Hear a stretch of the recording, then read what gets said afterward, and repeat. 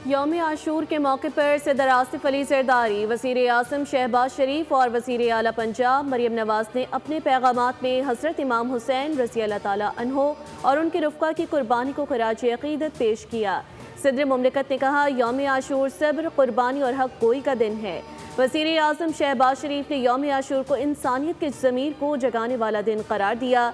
मरियम नवाज कहती हैं, मिटाने वाले खुद मिट गए, हज़रत इमाम हुसैन रज़ी अल्लाह ताला अन्हो और उनके साथी हमेशा के लिए अमर हो गए।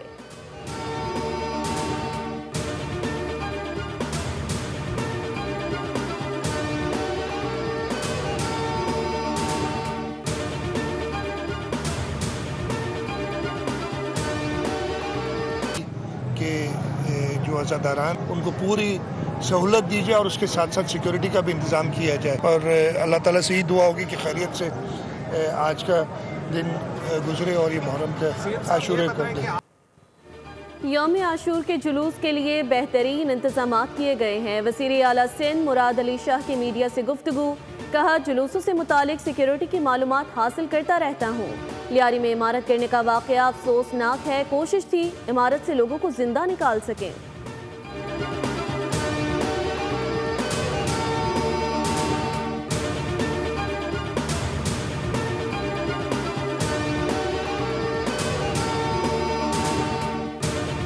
यौम आशूर पर पंजाब में सिक्योरिटी हाई अलर्ट। पंजाब में 5,500 से ज़ायद छोटे बड़े जुलूस और मजालिस का इनेकाद। लाहौर में 40 जुलूस और 227 मजालिस हो रही हैं।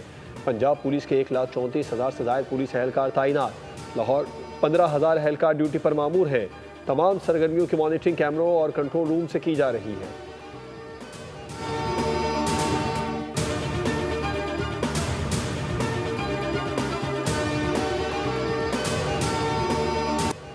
कोयटा में 10वीं मुहर्रम का मरकजी जुलूस मीज़ान चौक पर नमाज ज़ोहरैन अदा की गई। उलमा कराम ने खिताब वाक़या करबला पर रोशनी डाली। कहा, आज का दिन हमें जुल्म और नाइंसाफ़ी के खिलाफ डट जाने का दर्स देता है।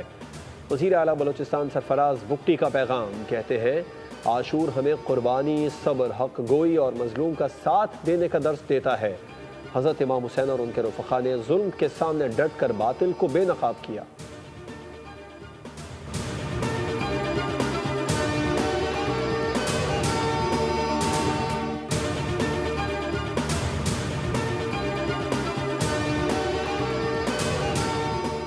आज का दिन हज़रत इमाम हुसैन अलैहिस्सलाम की अजीम कुर्बानी और उनके आला उसूलों को याद करने का दिन है।